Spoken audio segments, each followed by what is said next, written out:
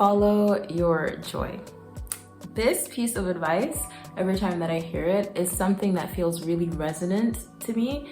And I think the reason for that is because I spent the majority of my life doing the exact opposite.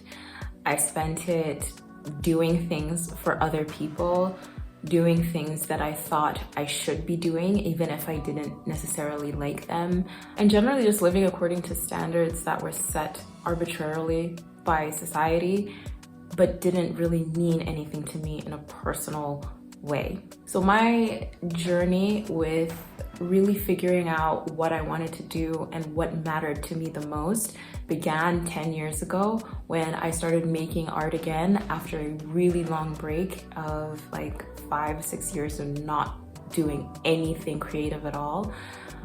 When I started creating again, it really exposed to me the relationship that I had with my own joy and the things that lit me up, and how I almost felt as though I needed to earn the right to do the things that made me happy. Growing up in a society where people had to struggle a lot to get ahead in life, and it wasn't about doing what lit you up, it was about doing whatever you needed to do necessary to get out of that situation, and not having it modeled to me that you can do the things that matter to you and you can do the things that make you happy, and that's important. It was a real struggle allowing myself to embrace the things that actually made me happy and make them a priority in my own life. So I think this is something that a lot of artists and creatives in general can resonate with, and so I wanted to share some of the insights that I've gathered along the way, and I hope that they can help you out. So let's chat about it. Grab your favorite drink. I've got a nice coffee, and get cozy. Feel free to draw along if you want to, and let's dive right in.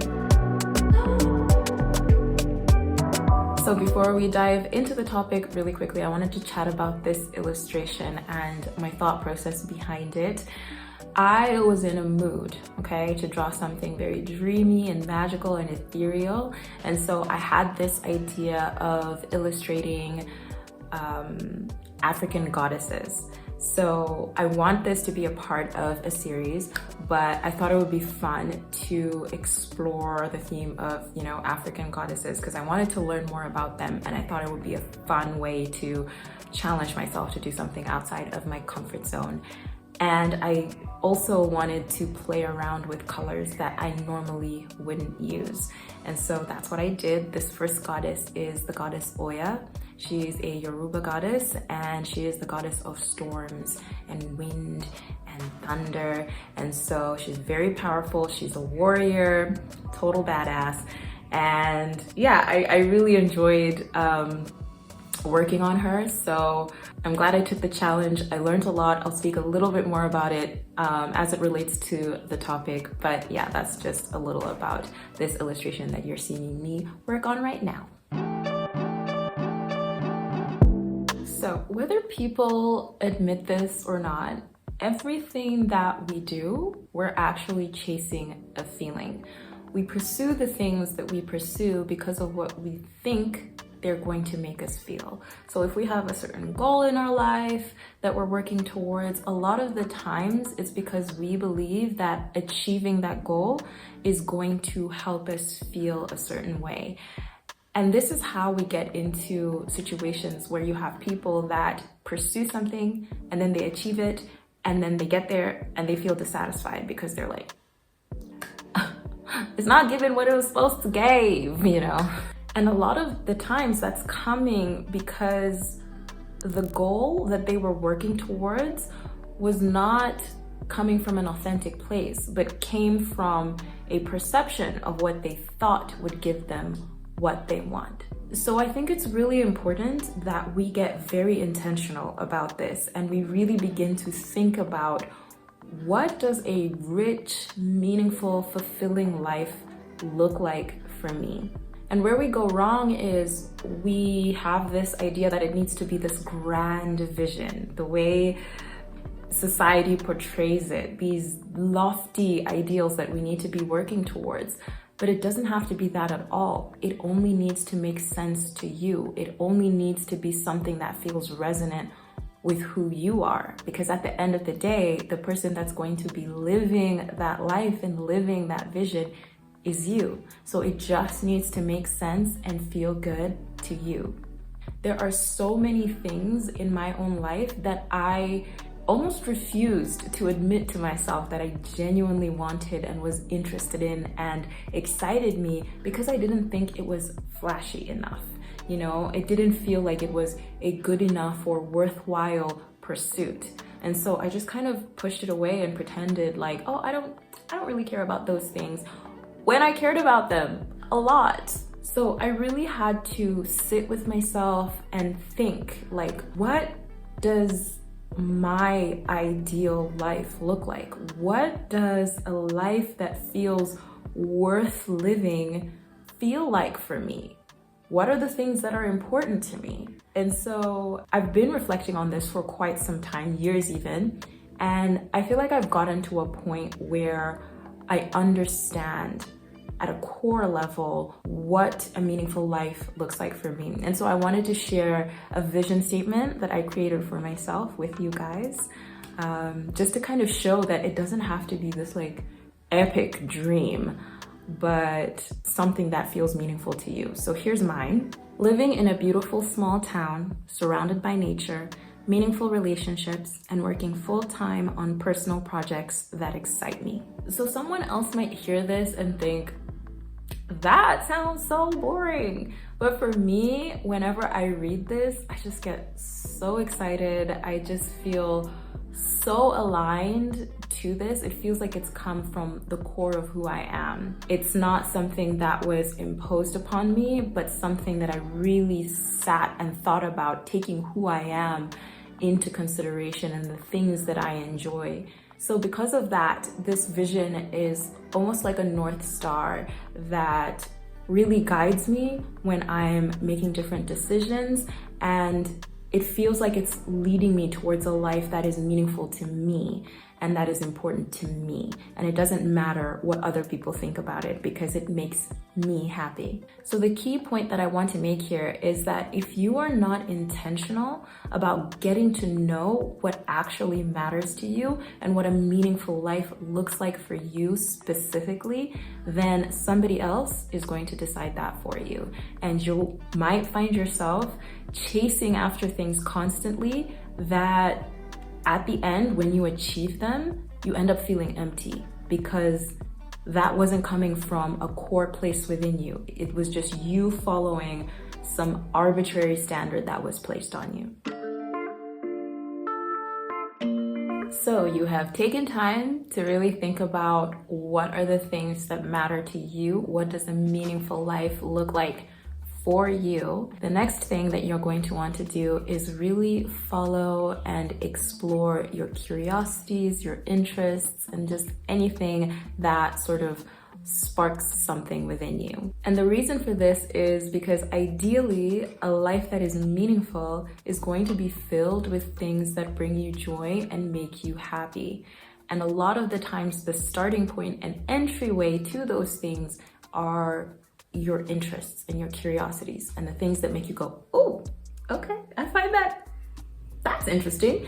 Lean into that stuff. So a myth or misconception that may arise with this kind of advice of just lean into the things that, bring you joy and make you happy is that doing those things and leaning into those things is going to feel good all of the time. And I think it's important to address this, because what can happen is when you follow your curiosity and then you get to a point where it's not feeling so great, we can make that mean that, oh, I'm probably doing it wrong because it doesn't feel good anymore. Now, to address this, I want to talk about the difference between things that feel good from a place of our conditioning versus things that feel good from a place of our authenticity. So when I refer to our conditioning, this is basically how you've learned to be in the world in order to keep you safe. So depending on how you grew up, whatever environments you find yourself in, you may have certain ideas of what safety looks like for you. And a lot of the time, you may find that the things that actually bring you joy and make you happy are beyond your little zone of comfort and safety. Now, being in your authenticity is usually about expanding into more of who you are. And that almost always comes with growing pains. So sometimes you may find yourself that something's really lit up your curiosity center, right? And you're so eager to explore that thing. But at the same time, you also find yourself resisting it and like almost pushing it away because something about it feels unsafe. Like, well, I don't think I should do that. And a lot of the times it's our conditioning and our authenticity kind of like butting heads in that moment. So using this illustration as an example, this was born from like a moment of curiosity. I was like, I'm gonna paint something magical. And then I was like, oh, wouldn't it be interesting to explore this idea of like African goddesses? Like, I want to do more research about that, want to learn a little bit more about that. And so that was sort of like the starting point, but it was definitely something that was outside of my comfort zone, especially because I wanted to try a color scheme that was completely different from any kinds of colors I've ever used in my work. And so it was quite intimidating and I wasn't sure if I would be able to get my vision across. And a part of me was like really resisting that. And so when I was trying to sit down and like do the work, I could feel myself almost pushing against it and being like, let's not do that. Let's try something else. Oh, look at this thing over here. So I know now in those moments to really sit and just kind of like lean into the thing that I'm curious about without trying to make sense of it or force myself to feel better about it before I can engage with it, if that makes sense. I don't know if that makes sense. But essentially, I just allowed myself to work on it and let it be whatever it was without holding it very strictly to the standard that I had in my head for it. And it's quite different from what I thought it would be, but at the same time, I really feel proud of myself for leaning into the challenge because I'm really happy with the results, even though it's something that's way outside of my comfort zone. By doing this, I feel like I've expanded myself and I've grown a lot because I really learned a lot by creating this illustration. So all that to say that the things that you are here to do, the things that are meant for you, are not always going to feel right in the moment when you are doing them. Sometimes it's going to feel like you're actually going backwards or like it's really, really hard and challenging and difficult. But those things that are for you are always going to feel right. And they're always going to feel, when you engage with them, as though you are expanding who you are and that you're not shutting yourself down. Y'all, I don't think I can stress this point enough. This is crucial. You may find yourselves in environments where the people around you, or even society as a whole, downplay the things that genuinely get you excited or light you up. But the one thing I'll say is never let yourself be one of those people. Never be the one who is constantly being like, oh, this is dumb, or this is stupid, oh, this is ridiculous. Like, who is even into that? Don't be that person to yourself. One of the phrases I always keep in mind is, it's not the water outside the boat that sinks the boat. It's the water that gets into the boat that sinks the boat. If water is coming in faster than, let's say, the sailor's ability to get it out, that is what is eventually sinking the boat. So people's opinions of you and whatever it is that you're doing are not harmful in and of themselves unless you've internalized them in some way, unless they mirror externally something that you are already saying to yourself internally. That's where the harm and the damage is actually being done, on the inside. So I think we've been taught as a society that, if you just follow your joy and do the things that you like, then that's gonna make you into this hedonistic, selfish person. And that's another reason why we may push against this, to be like, no, I don't wanna be that kind of person who has no discipline and is just only constantly doing whatever she wants to do. But again, we don't have to internalize that narrative within ourselves. Something I think about a lot is the fact that by doing the things that you are meant to do, by being authentically yourself, you're helping not just yourself, but everybody else. It's for everyone's highest good that you figure out what it is that genuinely has you feeling that like you are in your element and that you are doing the things that you were meant to do. I don't think it's selfish.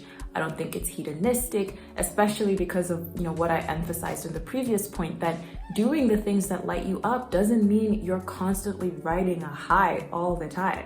Because the things that are meant for you, they will challenge you. Yes, I'm saying it again. They will challenge you, but in a way that is actually meaningful and expansive, and not challenge you in a way that is going to re-traumatize you, shrink you, make you feel small. No. So if you find yourself in environments that don't feel supportive of you expressing your authenticity and doing the things that genuinely light you up, it becomes even more important to become the kind of person that you most need. And that is just somebody who has their own back. Someone who prioritizes the things that matter to you, somebody that encourages you to focus on stuff that feels meaningful and enriching, and to become the person that is your number one supporter and your biggest fan. You can do that for yourself. You need to be able to do that for yourself. So I wanted to leave you guys with this quote. I absolutely love it, and I'm constantly thinking about it every time. I'm like, should I be doing this? And maybe this is silly, maybe this is dumb. I always come back to this quote, so I'm gonna read it out to you. If we deny our own happiness, resist our satisfaction, we lessen the importance of their deprivation. We must risk delight. We must have the stubbornness to accept our gladness in the ruthless furnace of this world. So that is what I wanted to share with you today, and I hope you are able to walk away with the courage to really say yes to yourself and to the things that make you happy, because you deserve it, and you don't need to earn the right to do the things that matter to you.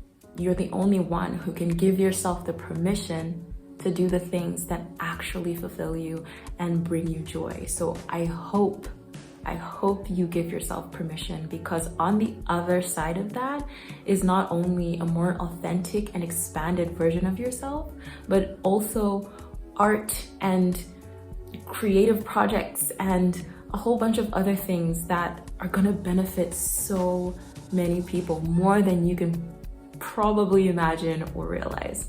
So I hope you say yes to yourself today. And I hope you say yes to the things that make you happy. Sending you all my love and light.